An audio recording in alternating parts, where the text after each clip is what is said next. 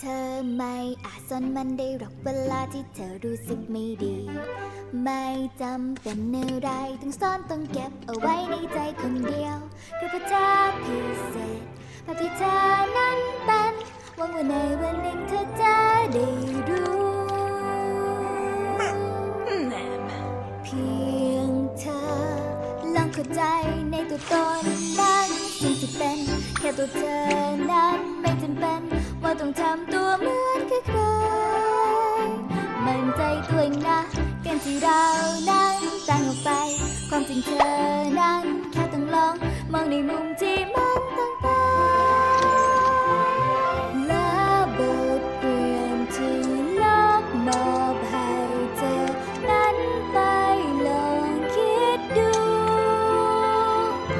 เพราะไม่ว่าแบบไหนตัวเธอก็